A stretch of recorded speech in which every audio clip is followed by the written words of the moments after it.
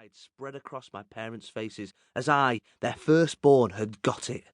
Even though I was only 9 years old, I'd understood that times were tough and we couldn't always get what we wanted. You don't need to get us anything. Father Christmas will bring us all the presents we need. Their faces fell. This is the one moment in life that the Father Christmas myth really backfired. Christmas was always a big deal in the Manford house. We loved it. The tree always went up at the beginning of December. The Phil Spector Christmas album was blasting from the hi-fi. In every room we had more decorations than wall space.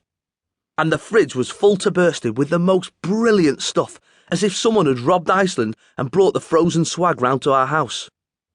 That was because someone had robbed Iceland and brought it round to our house. My Uncle Stephen, to be exact, and despite the fact that he was usually high as a kite on drugs, he always seemed to have no problem finding their boxes of mini quiches and tiny vanilla slices just when we needed them. If my mum had had her way, the tree would have been up even earlier, but Christmas decorations were a major and time-consuming operation. It took 2 weeks alone to detangle the lights. The opening event in all this was getting up to the attic. Only Dad could manage it, of course.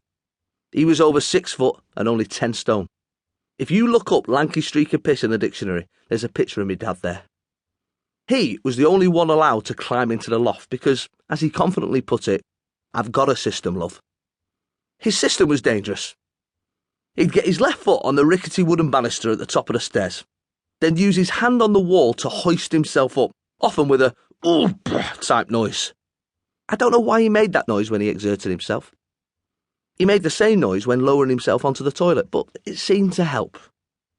From the banister, he'd reach across with his spindly right leg and use the landing light switch as a foothold like a rock climber. I'm not an electrician, but that can't be safe, can it? For nearly 20 years he honed it to a fine art, but how on earth he never fell or killed himself, it pained me to even watch, is beyond me. He was like a kind of Mancunian Spider-Man. Spider-Mank. For me and my brothers, though, Christmas started even before all that, with the magical arrival of the Littlewoods catalogue mid-October. Thank God for catalogues. Every year, me and my brothers would sit down to carefully circle the things we wanted in the hundreds of toy pages. Then every year, without fail, my dad would cut the pictures out and hand them to us. There you go.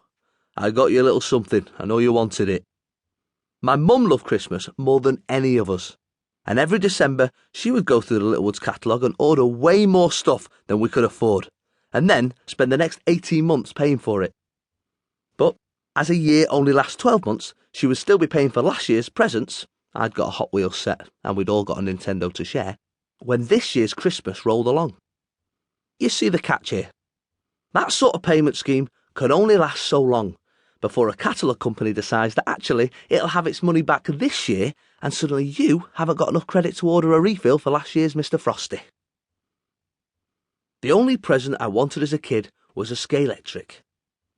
I'd seen the advert come on the telly during Whackaday and I was in love with the cars and the speed, but more than anything, the crashing. A kid called Tim, who lived at the top of our road for a few months, had one, and I became his best mate for a brief time. Every Saturday morning, I'd get dressed, go to his house, and we'd play with his Scalextrics until the street lamp switched on and my mum knocked on to tell me I'd missed tea. It was only a basic model, but I loved it. He'd have the red controller and I'd handle the blue, and our gold and silver Porsche 934s, with working lights by the way, would go whizzing past the crowds of cheering plastic fans in a figure of 8 before careering off the side through the plastic safety barriers and getting stuck in his mum's shag pile carpet. When he moved house, I was more sorry to see the back of the Scalextrics than I was Tim. I begged my mum and dad for one every Christmas, but to no avail. To be fair to Dad, he never wrote "From Father Christmas" on any presents, although Mum liked to sneak it onto a couple. I asked Dad years later why he never signed a present from Santa. Why would I? I work hard all year round. Why would I give the credit to some anonymous made-up fat bastard? When I say we love Christmas, my dad really just went along with it to keep me mum and the rest of us happy. It's not that my dad disliked Christmas. It was just a time when money